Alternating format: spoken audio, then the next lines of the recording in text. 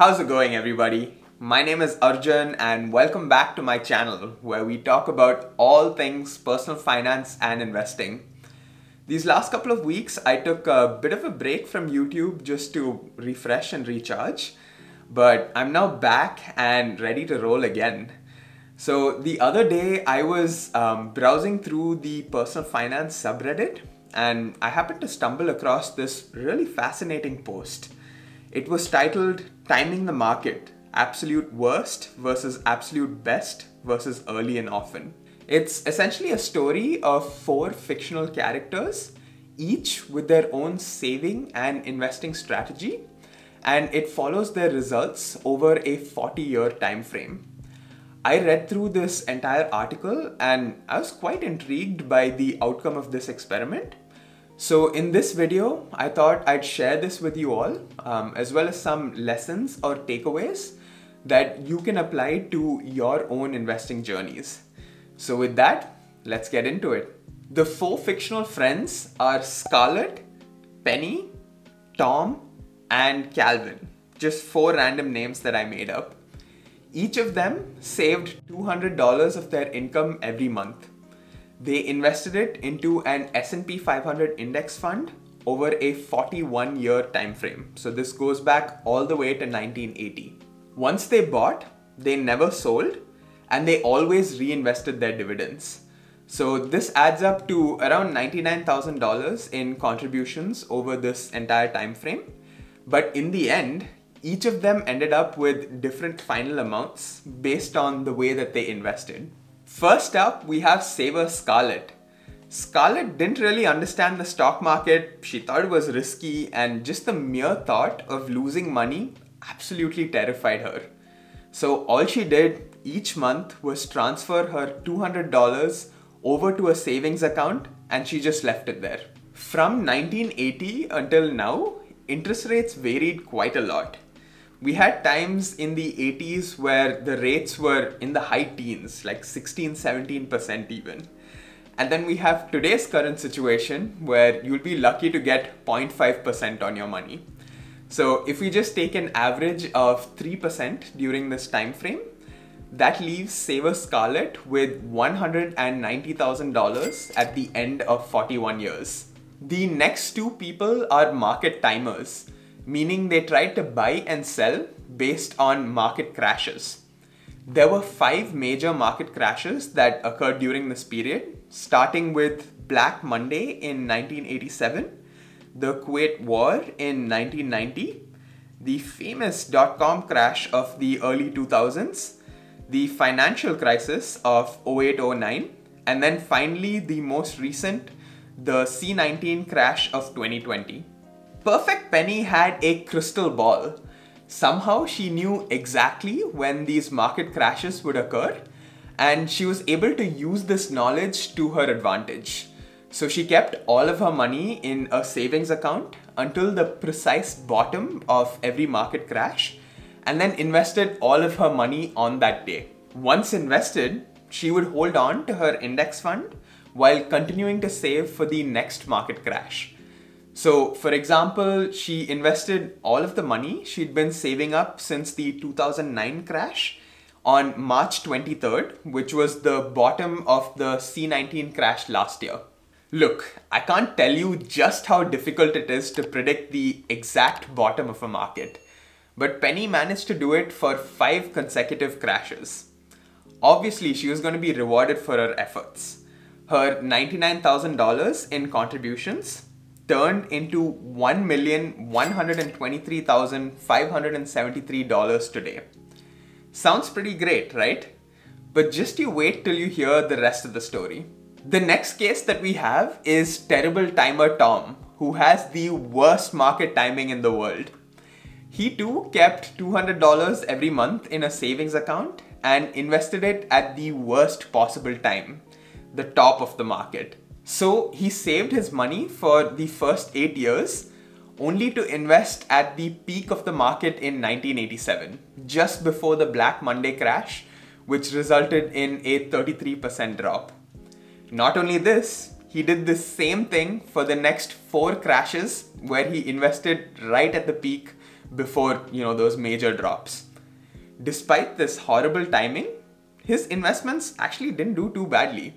His $99,000 in contributions grew to $773,000 today. Even though Tom had the worst market timing in the world, he bought and held on to his investments without selling even during the crashes. Due to the power of holding long term, his investments were able to recover with time and eventually surpass his original entry points. And then we have my favorite, consistent Calvin. Calvin was very different from all of his friends. He had no interest in trying to time the market. His investing strategy was very simple. On day one, he opened up his investment account, set up an auto transfer of $200 into his index fund, and then just went about doing his own thing. Every month, his account would automatically buy the index fund, no matter what the price is. So during the peaks, during the valleys, and everything in between. At the end of the period, he checks his account to find that his contributions have grown to a staggering $1,620,708, a cool $500,000 more than anybody else. Just let that sink in for a moment while I do a quick recap. Each of the 4 people saved or invested $99,000 into an S&P 500 index fund over a 41-year time frame. Saver Scarlett, who saved all of her money in a savings account, ended up with $190,000. Then we had Perfect Penny, who flawlessly timed the market, ending up with $1.1 million. Then we had Terrible Timer Tom, who invested just before each of the crashes, who ended up with $773,000. And then finally, we had Consistent Calvin, who blew everybody else out of the water with a cool $1.6 million. By the way, I've linked to both the post as well as the spreadsheet of data used in the analysis down in the description box below in case you want to have a look for yourself. So what do we learn from this story? Well, here are some of my key takeaways. The first is that it shows the incredible power of compound growth. Just $99,000 in contributions grew to over $1 million over time. Very quickly, these contributions became a smaller and smaller portion of what's already invested, and that benefited from this insane compound growth. The second is that all of the people in the story outperformed the saver, including Tom, who had the worst possible market timing. So this just goes to show you how much you could be missing out on if you just leave all of your money in a savings account doing nothing. The next is that Consistent Calvin could actually be a real person. Predicting the market tops and bottoms consistently, like Perfect Penny or even Terrible Timer Tom, is near impossible. Consistent Calvin, on the other hand, just simply dollar cost averaged into the market, which literally anybody can do. And he still ended up beating everybody else. Also, the time taken to manage their investments varies greatly amongst the 4 friends. Consistent Calvin spent maybe a couple of hours setting up his auto transfers on day 1, and then he didn't really have anything to do after that. The other 2 were market timing.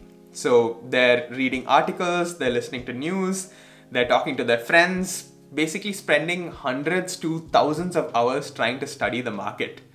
Calvin spent all of this time hanging out with friends, family, eating, drinking, traveling, basically living his best life. I thought that these were some pretty powerful takeaways, but if you really wanted to nitpick, you could say that if Perfect Penny was truly the perfect market timer, then she would not only buy the bottoms, but she would also sell at the top. Technically, this is true, and if she does this right, that would make her results astronomical in nature. But according to me, that's taking a already unlikely sequence of events and turning it into a downright impossible sequence of events. So the original learnings still make sense to me. People ask me through Instagram DMs or YouTube comments questions like, "Hey Arjun, the market is at an all-time high. Do you still think it's a good time to invest?" they're obsessed with market timing. But what this video shows you is that it's really not that important.